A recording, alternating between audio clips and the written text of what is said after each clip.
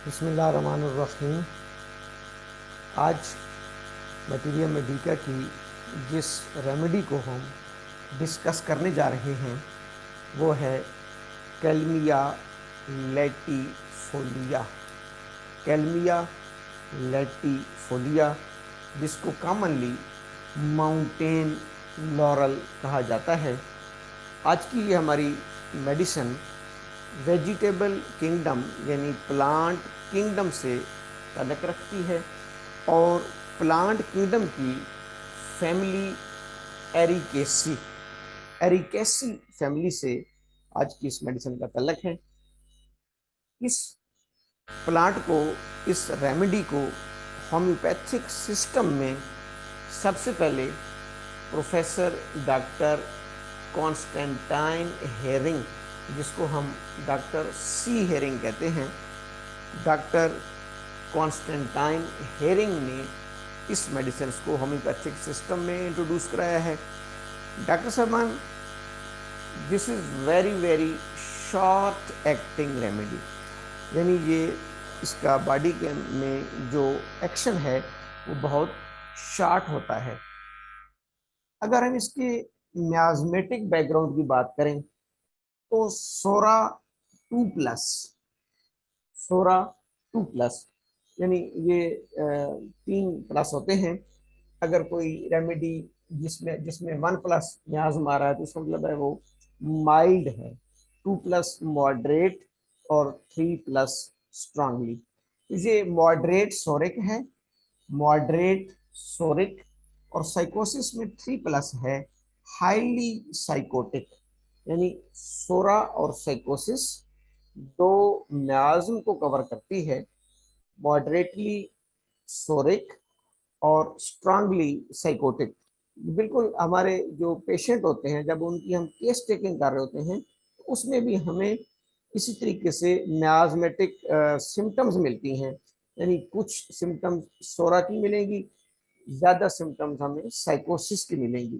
तो यहाँ जो मेडिसिन मैच कर रही है, मॉडरेटली सोरिक, स्ट्रांगली साइकोटिक, C1+।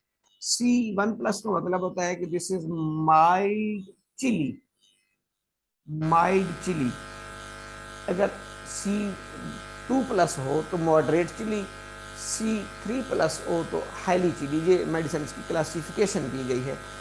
तो कैल्मिया लैटिफोलिया का मरीज माइल्ड चिली, यानी अगर आप उससे पूछेंगे वो कहेगा हाँ थोड़ा सा मुझे सर्दी से तकलीफ़ होती है, या मेरी लामात कदरे थोड़ा सा सर्दी में मुझे प्रॉब्लम होती है, यानी वो 1+ माइल्डली चिली अपने आप को प्रेजेंट कर रहा है।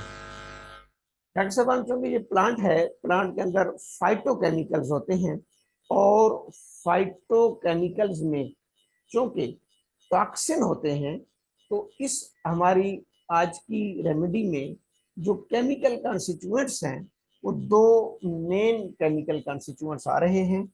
एक को गरियानोटॉक्सिन कहते हैं, गरियानोटॉक्सिन, और दूसरे को आर्ब्यूटीन, ARBUTIN, आर्ब्यूटीन। ये दो इसके मेन केमिकल कॉन्स्टिट्यूएंट्स हैं।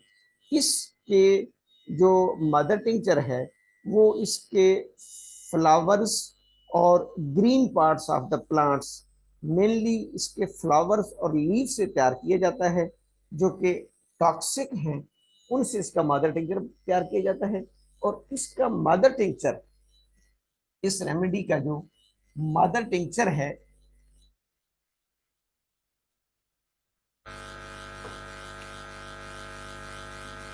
मदर टिंचर इसका, इसमें 100 ग्राम्स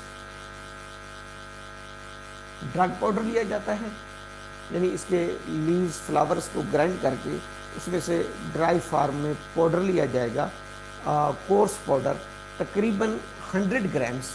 उसमें 400 ml हम डिस्टिल वाटर या प्योर वाटर डालते हैं, 400 ml डिस्टिल्ड वाटर या प्योर वाटर। उसके साथ तकरीबन 635 ml उसमें हम अल्कोहल डालते हैं, 635 ml उसमें अल्कोहल, स्ट्रांग अल्कोहल डाला जाता है। यूँ फार्माकोपिया के मुताबिक इसका जो मदर टिंचर है, जो मदर सोल्यूशन है, 100 grams dry course powder, 400 ml उसमें डिस्टिल वाटर और 635 ml उसमें अल्कोहल। तो यूँ हमारे पास 1 लीटर यानी 1000 ml मदर टिंचर तैयार हो जाती है। 1 लीटर या 1000 ml हमारे पास मदर टिंचर तैयार हो जाती है। क्योंकि इस मेडिसिन के अंदर दो हमने केमिकल कंस्टिट्यूएंट्स डिस्कस किए हैं, ग्रेनोटॉक्सिन और अर्ब्यूटिन्स। अब वो ग्रेनोटॉक्सिन और अर्ब्यूटिन्स आर हाईली टॉक्सिक। जब उनकी एक रीजनेबल कंट्रोल डोज इंसानी बॉडी में अप्लाई की गई तो उन्होंने बहुत सी सिम्टम्स प्रोड्यूस की। उन्होंने बॉडी के अंदर पैथोफिजियोलॉजी प्रोड्यूस की। पैथोफिजियोलॉजी में उसने जीआईटी को मुतासर किया। जीआईटी में सैलवेशन, जो है नोजिया, डिप्रेशन, वोमिटिंग, इसके साथ साथ वो उसने कार्डियक डिस्ट्रेस पैदा किया। हार्ट में भी उसने प्रॉब्लम पैदा किया, कार्डियक डिस्ट्रेस पैदा किया इसके केमिकल कंस्टिट्यूएंट्स ने। आज हम इस मेडिसिन की नोट में बात करेंगे। तो इस मेडिसिन की नोट है vertigo when looking downwards. Vertigo when looking downwards, जब भी मरीज नीचे की तरफ देखेगा तो उसको वर्टिगो होगा। वर्टिगो वर्स बढ़ जाते हैं व्हेन लुकिंग डाउनवर्ड्स, जब भी वो नीचे देखेगा उसको वर्टिगो होंगे।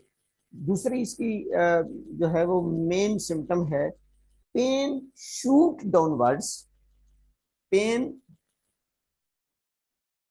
Shoots downwards, pain shoots downward and are accompanied with numbness. उसके साथ क्या होगी? Numbness.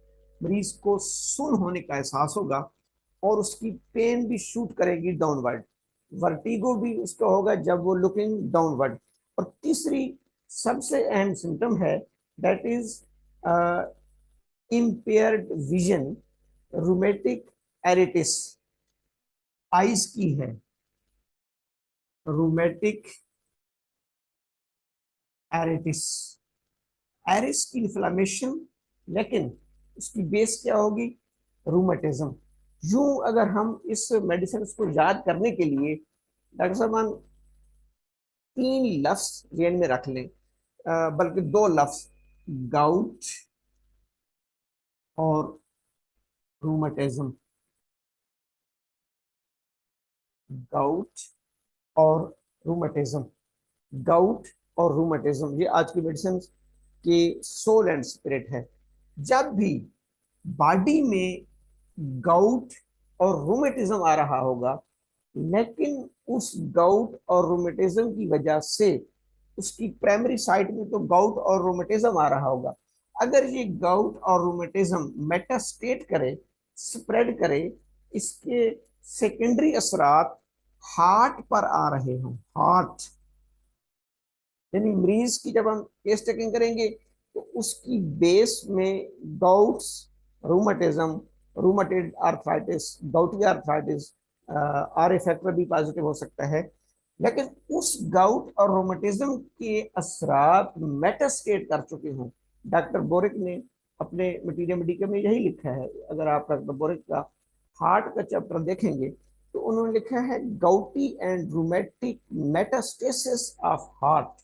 गाउटी and rheumatic metastasis of heart, यानी जो प्राइमरी साइट है उससे अगर ये गाउट्स और रूमेटिज्म मेटास्टेट कर जाए, स्प्रेड कर जाए हार्ट में, और उसके बाद हार्ट में टेकीकार्डिया, हार्ट के अंदर जो है वो हार्ट्स के वेल्व्स का प्रॉब्लम आ जाए, हार्ट्स की इस्कीमिक डिजीजेस शुरू हो जाएं, हार्ट के अंदर जो है वो उसकी ये सब कह सकते हैं कि इंजाइना पेन हो, कोई भी इशू हो, लेकिन उसकी बेस गाउट एंड रोमेटिज्म, इस मेडिसिन में ये शर्त है, तो हम कैलिमिया लेटिफोलिया को कंसिडर करेंगे।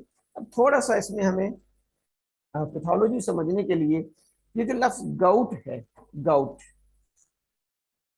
गाउट गाउट में हमेशा ये होता है कि uric acid, excess uric acid will be produced in the body and will be deposited in joints. जब भी बॉडी में extra excess uric acid produce हो रहा हो और वो एक्सेस यूरिक एसिड डिपॉजिट होना शुरू हो जाए जॉइंट्स में, तो जॉइंट्स की जो अर्थराइटिस होती है या जॉइंट्स की जो इन्फ्लेमेशन होती है, दैट इज कॉल्ड गाउट और गाउटी अर्थराइटिस।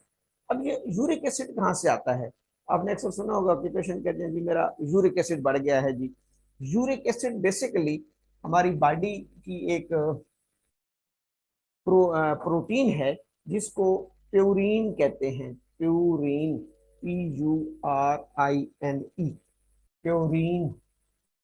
ये हमारी मुख्तलिफ खुराक में भी होती है, मुख्तलिफ हमारे फूड्स में भी होती है और बॉडी के लिए इंतहाई ज़रूरी है। केमिकल कंपाउंड है प्यूरिन, PURINE।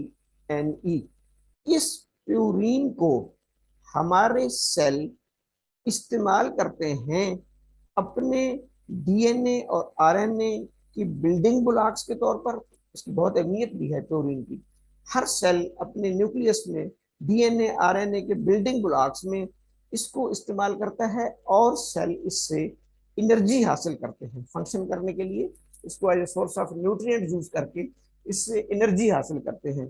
तो इस प्यूरिन पर एक एंजाइम एक्ट करता है जिसको यूरिकेस कहा जाता है। यूरिकेस, हमें पता है कि ASC एंजाइम्स की फैमिली होती है। प्यूरिन पर एक एंजाइम एक्ट करेगा यूरिकेस, और इसके नतीजे में जहां हमें एनर्जी मिलती है वहां पर वेस्ट प्रोडक्ट बनेगा और उस वेस्ट का नाम है यूरिक एसिड। यूरिक एसिड, फिर मैं इसको दोहरा दूं, एक इंतहाई अहम केमिकल कंपाउंड है जो मुख्तलिफ फूड्स में, बिलखसूस रेड मीट में, फिश में, इनमें ज़्यादा जा रहा होता है। रेड मीट्स में हमारी बॉडी में मुसलसल ये एक केमिकल कंपाउंड जा रहा होता है जिसको प्यूरिन कहते हैं। इस पर एक एंजाइम एक्ट करता है यूरिकेज, और सेल इससे एनर्जी एक्सट्रैक्ट करते हैं, इससे यूजफुल काम लेते हैं, DNA RNA बिल्डिंग ब्लॉक्स बनाते हैं। लेकिन इसका जो वेस्ट है दैट इज यूरिक एसिड। अब अगर ब्लड में नॉर्मल यूरिक एसिड हो, यानी 3.5 टू 7.2, तकरीबन 3.5 टू 7.2 मिलीग्राम्स पर डेसीलीटर, ये थ्रेशोल्ड है हमारे ब्लड का। ब्लड इतना लेवल बरकरार रखता है, नॉर्मल 3.5 टू 7.2 मिलीग्राम, जिसको हम कहते हैं कि नॉर्मल रीडिंग है। इससे ज्यादा अगर ब्लड के अंदर यूरिक एसिड आ रहा हो, इससे ज्यादा यानी वो 7 को क्रॉस कर जाए, इन शॉर्ट याद रखने के लिए, अगर यूरिक एसिड 7 को क्रॉस कर जाए, 7 को क्रॉस कर जाए, तो उसको पैथोलॉजी में हम कहते हैं hyper uricaemia, greater than 7.2 milligrams, उसको हम कहते हैं hyper hyper uricaemia. hyperuricemia, high concentration of uric acid in the blood is called hyperuricemia। कितनी? तकरीबन 7.2 मिलीग्राम को क्रॉस कर दे। अब जब ब्लड के अंदर हाई यूरिक एसिड होगा तो वो क्या होगा, वो जॉइंट्स के अंदर डिपॉजिट होना शुरू हो जाता है, हमारे मुख्तलिफ जॉइंट्स में, बिलखसूस नी जॉइंट्स में, अदर जॉइंट्स में डिपॉजिट होकर हमारी बॉडी के मुख्तलिफ जॉइंट्स की इन्फ्लामेशन स्टार्ट करा देता है। This is called gouty arthritis, क्योंकि inflammation of the joint is called arthritis. और किस वजह से हो रही है? यूरिक एसिड्स की वजह से। तो असल में इसको गाउट क्यों कहते हैं, ये भी चले मैं थोड़ा सा बता दूं। गाउट का लफ्ज लातीनी जुबान का लफ्ज है गाउट, GOUT, GOUT, गाउट। इसका मतलब बेसिकली है ड्रॉप। ड्रॉप लातीनी जुबान में, लैटिन जुबान में गाउट का मतलब होता है ड्रॉप, कतरा, जिसको हम कहते हैं कतरा। इसका नाम शायद इसलिए गाउटी रखा गया है, या गाउट, कि ब्लड में से यूरिक एसिड यूं जॉइंट्स में डिपॉजिट होता है, जैसे कोई कतरा कहीं से लीक आउट करके कतरा कतरा गिरता रहे और वो कहीं जमा होता रहे। तो इस रेफरेंस से, इस हवाले से इसका नाम है गाउट ड्रॉप, यानी यूरिक एसिड की ड्रॉपिंग होती रहती है हमारे जॉइंट्स में। इस प्रॉब्लम को समझने को, why it is called gout, uric acid की ड्रॉपिंग होती रहती है हमारे जॉइंट्स में, so that's why it is called gout or gouty arthritis। अब अगर ये गouty arthritis मेटास्टेट कर जाए हार्ट में, मेटास्टेट कर जाए हार्ट में, तो हार्ट की जो कॉर्नरी वेसल्स हैं, जो कॉर्नरी आर्टरीज हैं, उनकी जो अंदरूनी लेयर है एंडोथीलियम, उसको डैमेज करती है, एंडोथीलियल डैमेज। हार्ट की जो हमारी लेयर्स हैं, उनको ये क्या करती है, डैमेज करती है एंडोथीलियल लेयर्स को, और वहां पर non obstructive coronary artery disease बना देती है। एक होती हैं जो आमतौर पर हमारे पास केस आते हैं कि आर्टरीज ब्लॉक हो गई, कोलेस्ट्रॉल की वजह से, प्लेक की वजह से आर्टरीज ब्लॉक हो गई, वो कहलाती हैं ऑब्स्ट्रक्टिव कॉर्नरी आर्टरी डिजीजेज। लेकिन ये होती हैं non obstructive coronary artery diseases. Doctor साहब, चूंकि कैलिमिया लैटिफोलिया के जो केमिकल एजेंट्स हैं, उनको अगर क्रूड फॉर्म में बॉडी में इस्तेमाल कराया जाए, तो उनकी पैथोफिजियोलॉजी बिल्कुल यही है जो नेचुरली हमें गाउट और रूमेटिज्म, मेटास्टेसिस ऑफ हार्ट में मिलती है। तो डॉक्टर हनीमैन ने अपने एफेरोजम नंबर 24 में यही बताया है कि हम जब मेडिसिन सेलेक्ट करेंगे, तो हम डिजीज पिक्चर को, डिजीज केस को और रेमेडी को, दोनों को सामने रखेंगे, और उस मेडिसिन की प्रूविंग और उसके पैथोजेनिक इफेक्ट का हमें पता होना चाहिए। एफरेजन नंबर 24 है, जब भी आप देखेंगे एफरेजन नंबर 24, 25 और 23, उसमें ये लिखे हुए है कि उस मेडिसिन का पैथोजेनिक इफेक्ट आपको मालूम होना चाहिए। तो कैलमिया लेटिफोलिया का pathogenic effect is quite similar, एफरेजन में भी ये लिखा हुआ है कि उस मेडिसिन का pathogenic effect should be quite similar, उसकी artificial disease should be quite similar with the natural disease of the patient. इसी को हम कहते हैं सिमिलिया सिमिलिबस्क्यूरेंटर। तो अगर गाउट, गाउटी आर्थराइटिस मेटास्टेट करके हार्ट में चला जाए और हार्ट में non obstructive coronary artery disease पैदा कर दे, एथेरियोस्क्लेरोटिक बना दे, तो वहां हार्ट की जो भी इलामात आएंगी, उसमें हम कैलमिया लेटिफोलिया को कंसिडर करेंगे। वैसे तो आपको पता है कि हार्ट में जब कॉर्नरी आर्टरी डिजीज होती है, तो और बहुत सी मेडिसिन है, सिप्रोफेंथस है, डिजिटेलस है, आपकी जो है वो क्रेटिगस है, there are so many aconite, there are so many remedies. लेकिन जहां पर ये मैंने कहा ना, तीन लफ्ज आज की मेडिसिन की, गाउट, रोमेटिज्म, हार्ट, हार्ट की प्रॉब्लम्स, हार्ट में कॉर्नरी आर्टरी डिजीज या वल्वुलर डिजीज की बेस अगर गाउट और रूमेटिज्म हो तो बहुत शार्ट है। Pathologically कैलमिया latifolia is quite similar remedy with this case. अब दूसरी चीज है, एक तो गाउट हो गया, एक होता है रूमेटिज्म, रूमेटाइड आर्थराइटिस जिसे कहते हैं, रूमेटिज्म या रूमेटाइड आर्थराइटिस। रूमेटाइड आर्थराइटिस, जिसको कंफर्म करने के लिए हम आर ए फैक्टर का टेस्ट कराते हैं, आर ए फैक्टर।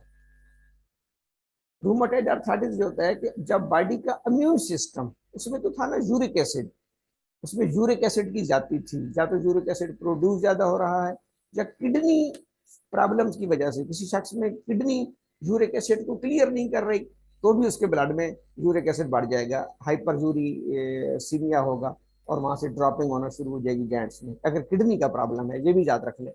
दूसरा है रूमेटॉइड आर्थराइटिस, इसमें इम्यून सिस्टम, इम्यून सिस्टम का फॉल्ट होगा। इम्यून सिस्टम क्या करेगा, मिस्टेकनली मिस्टेकनली रिस्पॉन्ड करके अपने ही बॉडी के जॉइंट्स को डैमेज करना शुरू कर देता है। Rheumatology, rheumatoid arthritis. Immune system mistakenly अपनी ही बॉडी के जॉइंट्स को हिट करना शुरू कर देता है, डैमेज करना शुरू कर देता है, जिसको हम ऑटो इम्यून डिजीज कहते हैं और रूमेटाइड आर्थराइटिस आर इफेक्टिव। अगर बॉडी के अंदर कहीं पर भी गouटी आर्थराइटिस आ रहा है या रूमेटाइड आर्थराइटिस आ रहा है, लेकिन वो मेटास्टेट कर गया है, मेटास्टेस उसका स्प्रेड है। मेटास्टेस अक्सर आप लफ्ज सुनते हैं पैथोलॉजी में। मेटास्टेसिस क्या है? It is a pathogenic agent, pathogenic agent spread from a primary site to the secondary. अपनी बुनियादी साइट से कोई भी पैथोलॉजी, पैथोजेनिक एजेंट अपनी बुनियादी साइट से, प्राइमरी साइट से किसी बॉडी की दूसरी जगह शिफ्ट होता है, दैट इज कॉल्ड मेटास्टेसिस। बहुत ज्यादा ये लफ्ज हमें कैंसर में मिलता है, क्योंकि कैंसर की बहुत बड़ी एक कैरेक्टरिस्टिक है कि वो मेटास्टेट बहुत जल्दी करता है। कैंसर एक जगह से दूसरी जगह, कैंसर सेल्स बहुत ज्यादा शिफ्ट होते हैं। लेकिन जहां पर गाउट्स और रूमेटिज्म का मेटास्टेटस हो रहा है from the primary side to secondary side, primary sides joints हैं, सेकेंडरी साइड्स हार्ट है, इसमें स्पेशली कैलिमिया लैटिफोलिया में। मेरे ख्याल में ये हमें याद रहेगा।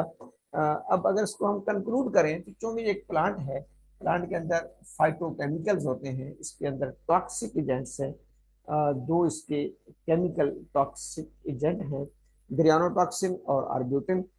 उनका बॉडी के अंदर जो पैथोजेनिक इफेक्ट है that is quite similar with gouty and rheumatoid arthritis that has been metastate from primary side from joints to the heart, जो joint से heart में। अच्छा, रूमेटिज्म के नतीजे में जैसे मैंने कहा कि अगर गाउट अगर मेटास्टेट कर गया है तो दिल की जो शरियाने हैं, जो आर्टरीज हैं, वो रफ हो जाएंगी। अगर रूमेटिज्म मेटास्टेट कर गया है तो रूमेटिज्म एंडोकार्डियम को डैमेज करता है, और एंडोकार्डियम्स में हमारे वेल्व्स होते हैं, हार्ट के वेल्व्स, मेट्रल वेल्व्स हमारा हो गया, tricuspid valves, pulmonary valves, aortic valves. ये जो चार वेल्व्स हैं, इनमें से कोई वेल्व्स अगर उस पर रूमेटाइड डिजीजेस के साथ है, उस पर या में इको में बाकी चीजों में आ जाते हैं। अगर हार्ट के वेल्व पर रूमेटाइड आर्थराइटिस के असरात हैं तो that is quite similar remedy Kalmia latifolia pathologically. ये आज की इस मेडिसिन की जो है वो डिटेल्स थी, मेरे ख्याल में समझ आ गई होगी। बहुत ही आसान है। एक हमने गाउट को समझना है, यूरिक एसिड की जाती है। यूरिक एसिड कहाँ से आता है? प्योरीन से। प्योरीन कहाँ से आती है? खुराक से।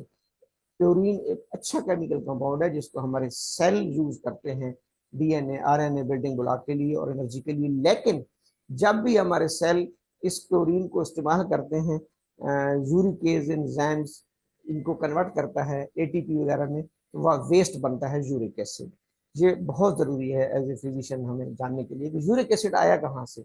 ज्यादती तो इसकी हो गई, अब ब्लड में जब बढ़ेगा तो हाइपर यूरिसीमिया, फिर जॉइंट्स में इसकी ड्रॉपिंग होती रहेगी, जिसको गाउट कहते हैं। दूसरा रूमेटोलॉजी, ऑटोइम्यून डिजीज, जिसमें हमारा इम्यून सिस्टम मिस्टेकनली हिट करता है हमारे जॉइंट्स को। इन दोनों की जब भी मेटास्टेसिस आपको हार्ट में मिले, सबसे एंड पे निचोड़ इस लेक्चर का, rheumatology, rheumatoid arthritis, gouty arthritis, joints में जब भी इसके असरात, इसकी कॉम्प्लिकेशंस, इसका मेटास्टेस हमें मिले हार्ट में, हार्ट के वेल्व्स में या हार्ट की आर्टरीज में, तो क्वाइट सिमिलर हमारी रेमेडी है कैलमिया लैटिफोलिया। अगर इस सिलसिले में कोई क्वेश्चन हो तो भी आप ऑनलाइन पूछ सकते हैं, कर सकते हैं, इंशाल्लाह स्टडी करके उसको जवाब दिया जाएगा। उम्मीद है कि इससे आपकी प्रिस्क्रिप्शन में आपको इस किस्म के केस समझने में इंशाल्लाह आसानी होगी। Thank you.